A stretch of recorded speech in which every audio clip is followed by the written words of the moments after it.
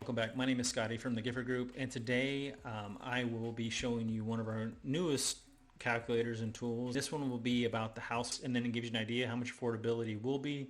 But I think this one I kind of worked it backwards because sometimes we want to know, well, how much can I afford based on the monthly payments? So hopefully that makes sense, and hopefully, if you have any questions, obviously you can reach out to us at the Gifford Group and see if we can help you, find your home. And we do offer all different types of loan products from VA, USDA, conventional FHA, and down payment assistance program. Let's jump into the calculator.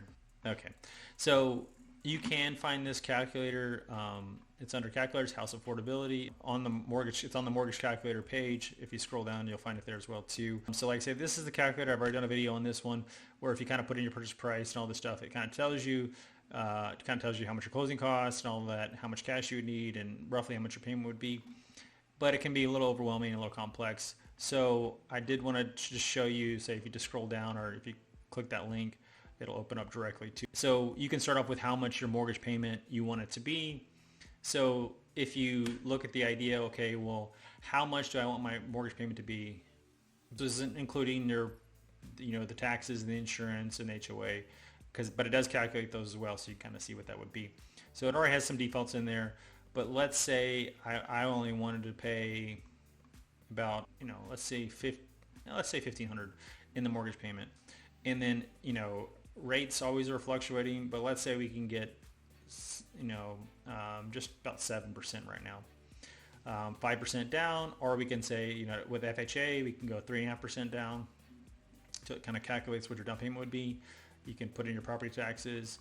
Obviously now too, in Texas, we do get about 100,000 homestead exemption if it's your primary residence. And we do have a property tax calculator that does take that into account if you want to check that out. And then homeowners insurance, I put it at 0.9. You can adjust that as well too. 1% might be a good rule to live with right now. You can include, does it have an HOA, because that does affect your payment on how much, because although you don't pay your HOA through your monthly payment, it ultimately does affect your DTI ratios. It is counted because we know it's a household expense, so you can include that. And let's say your HOA is $600 a year, or about $50 a month. So right there, and it'll tell you, okay, that's your total house payment with when you got your mortgage and your taxes, your monthly insurance, and it does calculate a PMI. Now the PMI is just an estimate. It's actually using 0.55%. That does of course vary on your credit score, how much you're borrowing, and all that stuff like that. So there's a lot of numbers that go into that, but it's probably a good guesstimate. And then it kind of tells you here, okay, I can afford a home this is your home purchase price, $225,000, and then your loan amount, and then it tells you, well, how can I afford this? How much money do I need to make based on this payment? So we already know, it's already telling me how much my monthly payment is, but now it kind of tells you how much you need to make yearly to be able to afford that based on the back end ratios. So, and then if you have other debts, obviously that's going to take it. You can put those in there if you want. Say you have a $600 a month car payment. It would tell you, hey, well, to afford this house now, you do actually need to make about $96,000 a year on the low end, and on the high end, it's still a little about $70,000. Obviously, if you go, hey, I do make $90,000 a year, you can totally afford this.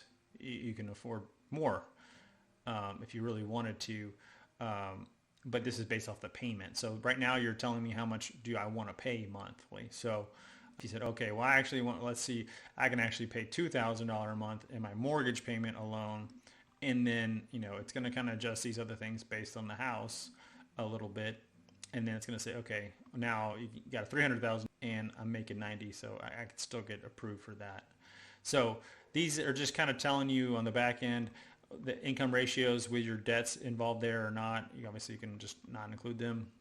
But it is always wise to kind of put a number in there so you get an idea. But ultimately, this is really what it's telling you. Hey, my mortgage payment is going to be about $2,000 a month there, based off of this.